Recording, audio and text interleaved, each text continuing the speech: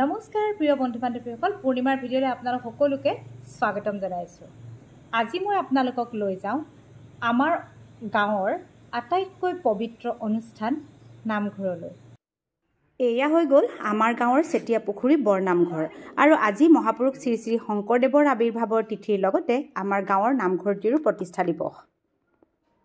বন্ধু বান্ধৱীসকল, সকলোৱে জানো যে আমাৰ অতিকে মৰমৰ প্ৰাণৰ শিল্পী জুবিন গাৰ্গ ককাইদেউ কেইদিনমানৰ আগতে বৈকুণ্ঠলৈ গমন কৰিছে। সেয়েহে তেখেতৰ আত্মাৰ সদ্গতিৰ বাবে আমাৰ অনুষ্ঠান আৰম্ভ হোৱাৰ আগতে তেওঁলৈ আমি শ্ৰদ্ধাঞ্জলি জ্ঞাপন কৰিলোঁ।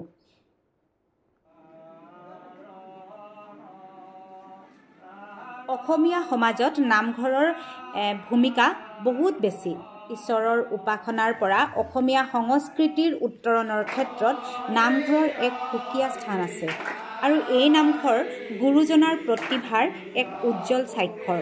প্ৰতি বছৰৰ দৰে এই বছৰতো ভাদ মাহত মাহজোৰা ভাগৱত পাঠ আৰু ব্যাখ্যা কৰা হৈছিল। আৰু আজিৰ দিনটোতে এই কৰ্মভাগ বছৰটোলৈ স্থগিত কৰা হৈছে। সেয়েহে সমজুৱাকৈ ভাগৱত পাঠৰ লগতে নাম প্ৰসংগৰো আয়োজন কৰা হৈছিল। এয়া হৈ গ'ল মাহ প্ৰসাদৰ এখনি নৈবেদ্য। মাহ প্ৰসাদ হ'ল নামঘৰৰ ভগৱানক উদ্দেশ্যে নিবেদন কৰা ফল মূল বা অন্যান্য উপাদানেৰে সৈতে মিশ্ৰিত নৈবেদ্য, যি পুষ্টিৰ বাবে সুষম আৰু সামাজিক আৰু সাংস্কৃতিক দিশতো গুৰুত্বপূৰ্ণ।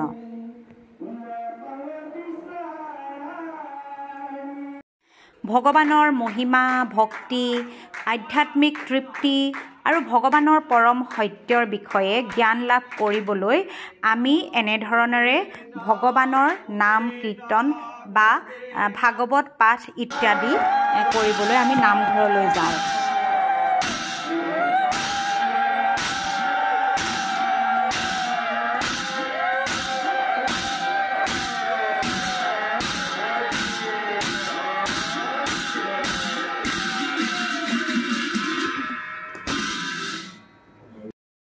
নামঘৰ ভাগ আমাৰ জাতিৰ চিনাকি। সেয়েহে এই নামঘৰৰ জৰিয়তে আমাৰ সামাজিক যিটো ভেটি, সেই ভেটি মজবুত কৰি ৰাখিব লাগে। নাম প্ৰসংগৰ শেষত এয়া প্ৰসাদ বিতৰণ হৈ আছে। আৰু যি ভাগ প্ৰসাদৰ বাবে আমি সকলোৱে অধীৰ আগ্ৰহেৰে বাট চাই থাকোঁ। পবিত্ৰ ভাদ মাহৰ যি মাহজোৰা ভাগৱত পাঠ আৰু ব্যাখ্যা আমাৰ নামঘৰত চলিছিল, সেয়া বছৰটোৰ বাবে স্থগিত কৰা হৈছে।